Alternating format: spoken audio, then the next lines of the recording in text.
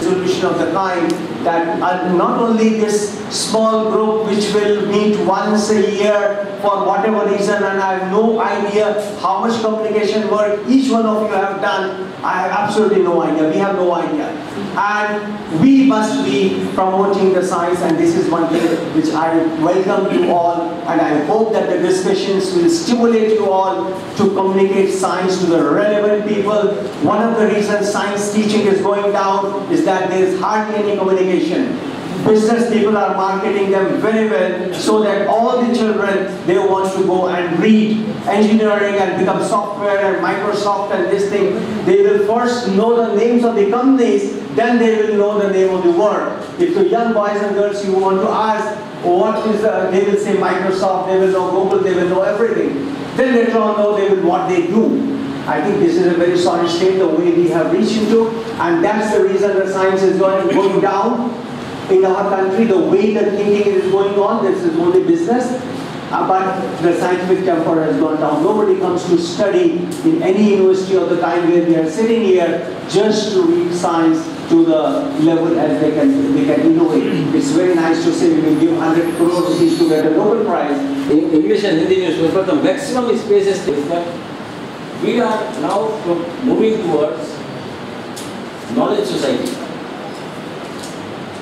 And knowledge society would not come if there will be sectional expertise of knowledge. I am very happy to participate today's inaugural function of Science Communicators Meet.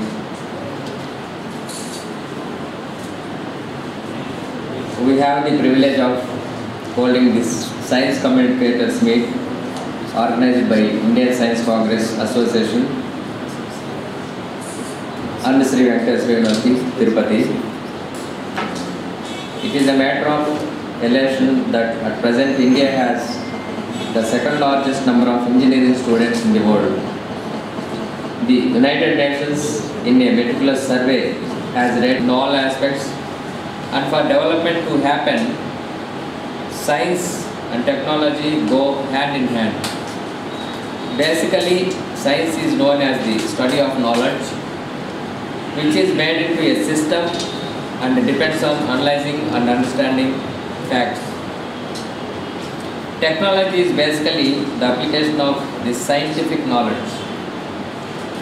For any successful economy, particularly in today's quest for knowledge-based economies, science, technology and engineering are the basic requisites.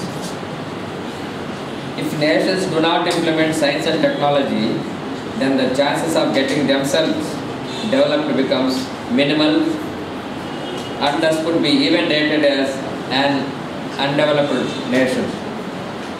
Science and technology is associated in all means with modernity, and it is an essential tool for rapid development. Modernization is every aspect of life is the greatest example of the implementation of science and technology in every nation. With the introduction of modern gadgets in every walk of life, life has become simple, and this is possible only because of implementing science and technology together. Without having modern equipments in all sectors, be it in medicine, infrastructure, aviation, electricity, information technology, or any other field, the advancement and benefits that we face today would not have been possible. A nation who is not able to prosper on these grounds would never be able to sustain the lives there, and may have to solely depend on other nations for the basic requirements. Such is the influence of science and technology for the development of a nation. Villages are developed into towns, and towns to cities, and cities are expanding to greater horizon. This expansion has occurred through the expansion of science and technology over the years past and will be more in the coming years.